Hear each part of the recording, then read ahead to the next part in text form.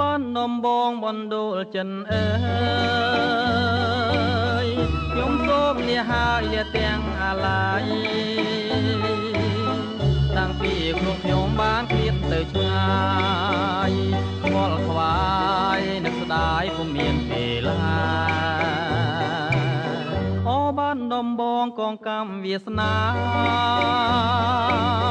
ដែលខ្ញុំប្រាថ្នាគ្មានពេលទំនេរ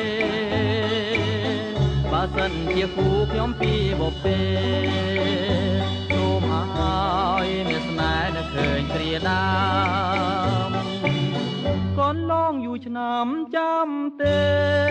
ស្ងួនមានតែរូបអូនដែលជាដង្ហើមចំពោះនួនងចិនមកសងខឹមញញឹមថាបានជា